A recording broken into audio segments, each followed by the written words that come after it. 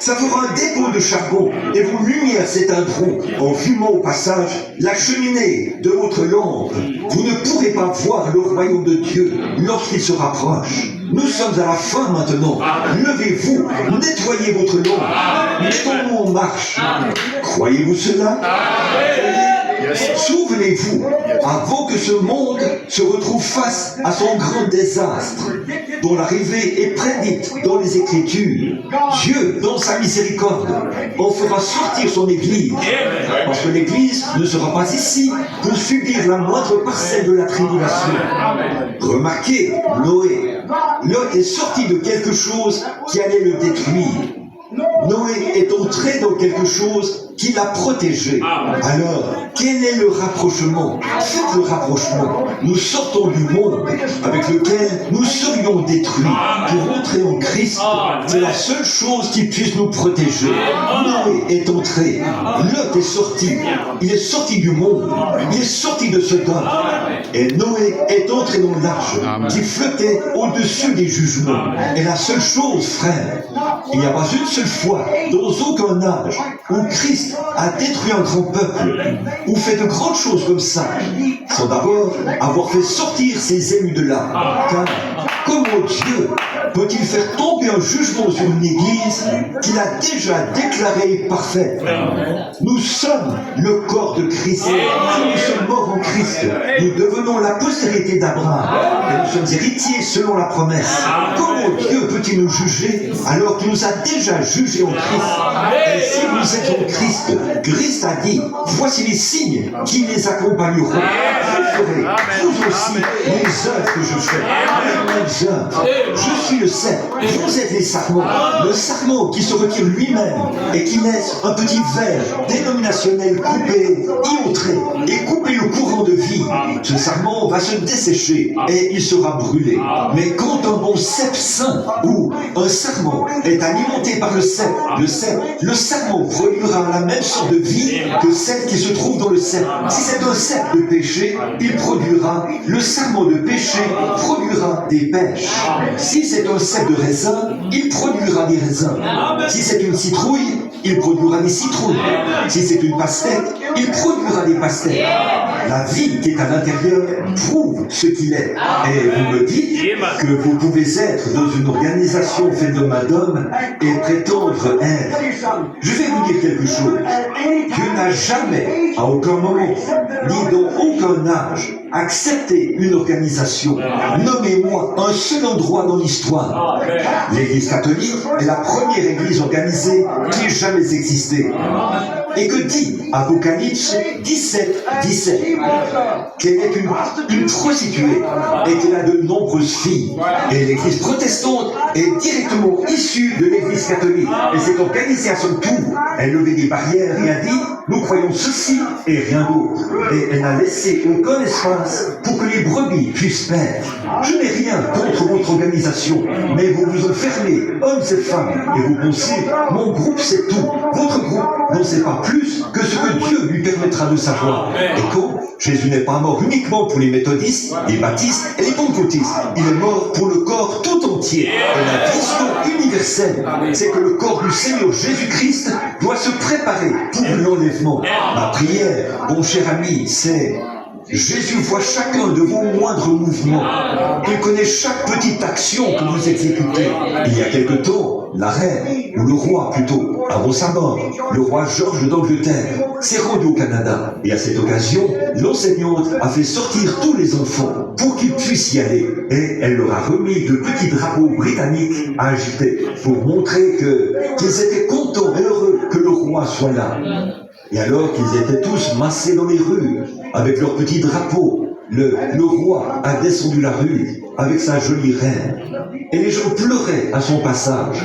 Tout le monde agitait son drapeau et se réjouissait. Les enfants étaient censés retourner à l'école après le passage du roi. Ils sont tous retournés, à l'exception d'une petite fille. L'enseignante n'arrivait pas à la retrouver. Elle est allée dans la rue, elle s'est mise à chercher partout. Et au bout d'un moment, près d'un poteau télégraphique, se tenait l'enfant, sa petite tête appuyée contre le poteau. Elle pleurait à chaudes larmes. Et l'enseignante lui a dit, Qu'y a-t-il, ma chérie? N'as-tu pas agité ton drapeau au passage du roi? Elle a dit, oui, j'ai agité mon drapeau au passage du roi. Elle a dit, étais-tu tout près? Oui, je me tenais tout près. Eh bien, elle a dit, ah, as-tu vu le roi? Elle a dit, oui, j'ai vu le roi. Eh bien, elle a dit, pourquoi pleures-tu? Elle a dit, le roi ne m'a pas vu. Je suis trop petite, il ne pouvait pas me voir. Mais il n'en est pas ainsi avec Jésus. Il vous aide de l'instruction pour que vous ayez à peine de vêtements à porter. Chaque petit tournant que vous prenez pour sa cause, il le voit et il le sait. Ne laissez-vous pas le Saint-Esprit vous rapprocher de la croix aujourd'hui? Pourquoi ne vous préparez-vous pas aujourd'hui? Ce qui arriva du temps de Noé arrivera de même à la venue du Fils de l'homme. Nous voyons tous les signes qui confirment son apparition imminente.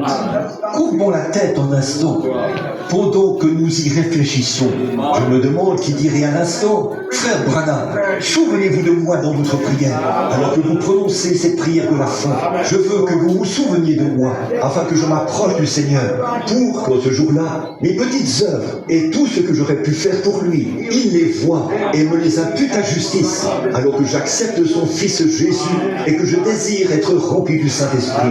Voulez-vous lever la main? Que le Seigneur vous bénisse, que Dieu vous bénisse. C'est ça, partout, au balcon, que Dieu vous bénisse. Et à ma gauche, oui, très bien, que Dieu vous bénisse. Que Dieu vous bénisse là-haut, au balcon de gauche. C'est bien, très bien, il est ici. C'est à vous de décider maintenant. Moi, hâtez-vous. Le message a toujours été une urgence. Vite, dépêchez-vous. Quel ange? Le même ange que vous voyez ici. Combien, alors que vous avez la tête inclinée, savent que le Saint-Esprit vient ici chaque soir et qu'il accomplit la même chose qu'il a fait à la tombe d'Abraham? Levez la main. Voilà, c'est ça. Alors, quel est le message? Quel était son message? Dépêche-toi, sors d'ici. Eh bien, éloignez-vous de ces grands murs dénominationnels. Éloignez-vous de ces murs de péché près desquels vous vous tenez, de ces actes immoraux qu'on voit à la télévision, de toutes ces histoires publiées dans les journaux et de ces magazines True Story. Éloignez-vous de ces choses. Tous ces sceptiques, je me demande s'il pourrait s'agir de télépathie. Je me demande s'il pourrait s'agir de ceci. Dépêchez-vous, éloignez-vous, sortez et courez, allez au milieu de la miséricorde de Christ. C'est à la croix, car il y a de la place à la source pour vous. Réfléchissez à ça et recevez-le par la foi alors que nous prions.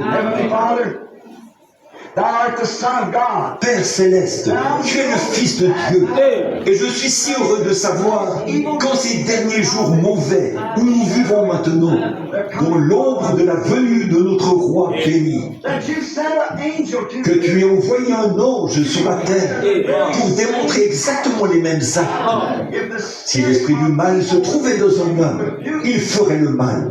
Et là, combien de nos frères ont eu les yeux fermés en se disant, eh bien, je fais partie d'un groupe de gens, je fais partie d'une grande église, et ils ne se rendent pas compte que c'est ce même esprit qui était sur Caïphe, le souverain sacrificateur, et sur tous les érudits du temps de notre Seigneur. Et il a dit, vous avez pour père le diable, des hommes saints, des hommes justes, des hommes versés dans les Écritures, mais ils ne sont pas parvenus à recevoir la révélation. Des hommes brillants, intelligents, de grands hommes, mais ils n'ont pas vu la simplicité et l'œuvre du Saint-Esprit.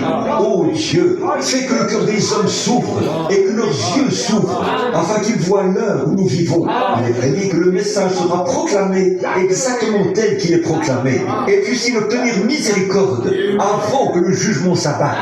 Accorde à tous ceux qui ont levé la main cet après-midi que le Saint-Esprit vienne dans leur cœur, dans leur vie, au plus profond de leur être. Régénère-les et fais d'eux de nouvelles créations en Jésus-Christ. Puissent leurs yeux s'ouvrir et qu'ils disent, pourquoi n'ai-je pas vu ça avant? Accorde-le, Seigneur, et qu'ils soient sauvés de cette grandeur qui est proche, car nous le demandons au nom de Jésus, et nous te les remettons pour ta gloire. Amen. L'aimez-vous? I love him because love me and purchase my salvation on Calvary's tree.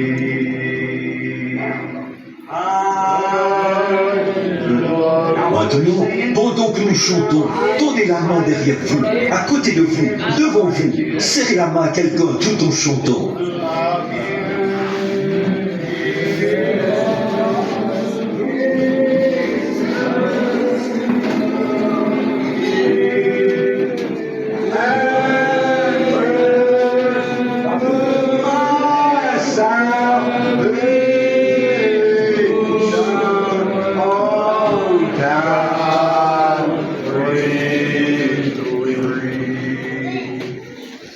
Combien se sent tout à fait prêt à partir? Oh, c'est merveilleux, n'est-ce pas? Si la trompette sonne, qu'est-ce que ça change? Nous laisserions tomber une croix et nous recevrions une couronne. Nous ne pouvons pas échouer. Dieu nous a déjà acceptés. Et son esprit est ici avec nous, faisant, accomplissant, manifestant exactement ce qu'il avait dit qu'il arriverait. N'êtes-vous pas heureux que Dieu vous ait appelé? Alors, vous pouvez prendre en pitié ceux, ne les condamnez pas, mais prendre en pitié ceux dont les yeux sont fermés et qui ne peuvent pas le voir. Ils ne peuvent pas le voir, à moins que Dieu ait su qu'il le verrait avant la fondation du monde. Car tous ceux qu'il a connus d'avance, il les a appelés. Ceux qu'il a appelés, il les a justifiés. Ceux qu'il a justifiés, il les a glorifiés. Déjà, c'est écrit dans ces livres. Christ est venu racheter ceux que Dieu, par sa préscience, savait qu'il le recevrait. Mais si ce n'est pas là, une chose merveilleuse est de savoir que nous sommes ici cet après-midi, tout juste au temps de la fin, que toutes ces grandes choses se produisent et que nous sommes là, en sécurité en Christ. Votre vie le prouve. Or, si votre vie ne cadre pas avec cela, vous êtes séduit. C'est vrai. Mais si vous voyez cela, le comprenez, que vous louez Dieu pour cela, et que votre vie est remplie de la justice de Dieu. Il ne vous est pas difficile de faire quelque chose qui est, vous ne voulez rien faire de mal. C'est là que les deux grandes écoles ont perdu le nord, la doctrine arminienne. Il vous faut faire telle et telle chose, et faire telle et telle chose. Ça, ce sont des œuvres. Et de l'autre côté, les calvinistes se sont mis à dire, Dieu soit béni, je suis sauvé, je fais ce que je veux. Vous voyez, mais c'est le milieu de la route qu'il faut. Si vous l'aimez, vous ne ferez rien de mal. Comme à l'égard de votre femme. Ma petite femme, je vais très souvent outre-mer. Quand je vais outre-mer, je ne vais pas la chercher pour lui dire, Madame Branham, tu n'auras point d'autre mari pendant mon absence. Et elle ne me saisit pas par le col en disant, jeune homme, pas d'autre femme. Ce serait tout un foyer, ça, n'est-ce pas? Non, nous nous agenouillons et nous prions. Je m'embrasse pour lui dire au revoir. Je dis, chérie, prie pour moi. Elle dit, je prierai à chaque heure. Nous y voilà. Je ne m'inquiète pas en me demandant si elle aura un autre mari. Elle ne s'inquiète pas en se demandant si j'aurai une autre femme. Pourquoi? Nous nous aimons. Et tant que nous nous aimerons, il en sera toujours ainsi. Maintenant, qu'en serait-il si je partais outre-mer ou ailleurs et que je faisais quelque chose de mal, que j'allais faire la cour à une autre femme? Je crois qu'elle me le pardonnerait. Si je venais le lui dire, je crois qu'elle me pardonnerait. Mais cette pauvre petite femme aux cheveux gris à 37 ans, qui s'est tenue entre le public et moi, est devenue comme ça, je l'aime tellement que même si elle allait tout me pardonner, je ne lui ferais de mal pour rien. Je l'aime, et tant que je l'aime comme ça, elle n'a absolument aucun souci à se faire à ce sujet. Et tant que vous aimez le Seigneur dans votre cœur, vous ne fumerez pas de cigarettes, ne boirez pas de whisky, ne ferez pas quoi que ce soit de mal. Vous aimez le Seigneur, mais vous pourriez très bien arrêter de fumer, de boire et tout le reste, et ne pas l'aimer. Vous êtes quand même perdu. C'est vrai, ce n'est pas par les œuvres, mais c'est par la grâce que vous êtes sauvés. Or, si votre vie ne cadre pas avec la vie de Jésus-Christ, eh bien, il a dit là, dans sa parole, Si vous dites à cette montagne, ôte-toi de là, et que vous ne doutez pas, mais croyez que cela arrivera, ce que vous aurez dit vous sera accordé. Ce que vous aurez dit, la seule manière pour que cette montagne se déplace, il faudrait que ce soit la divinité qui parle. Vous êtes un fils de Dieu, vous recevez Dieu, c'est-à-dire Zoé, la vie même de Dieu en vous, et vous devenez une partie de Dieu. Alors, si votre objectif est juste, et que votre motif est juste, gloire de Dieu, parlez et voyez ce qui se passera. Cela doit arriver. Mais comment pouvez-vous même y croire, alors qu'il n'y a rien ici, à l'intérieur, pour croire? Il faut que Dieu entre par le Saint-Esprit. Je sais qu'il y a eu beaucoup de trucs bidons. Je sais qu'il y a eu beaucoup de frimes. Qu'il y a eu beaucoup de choses qui se sont passées. On trouve cela dans chaque réforme. C'est vrai. La question, ce n'était pas de savoir comment Martin Luther avait pu protester contre l'Église catholique et s'en tirer. La question, c'était comment il avait eu assez de grâce pour rester au-dessus de tout le fanatisme qui avait suivi cela. Il en a été ainsi dans toutes les réformes.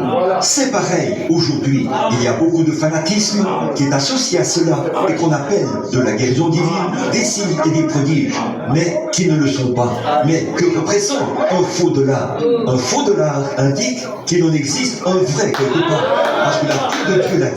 Je suis heureux que nous l'ayons trouvé. Que Dieu vous bénisse. Ce soir, si le Seigneur le veut, à 19h30, je veux prêcher sur le sujet la porte à l'intérieur de la porte du cœur. Alors, que Dieu vous bénisse. Venez ce soir en vous attendant à ce que Dieu sauve les perdus et guérisse les malades. Docteur Veil.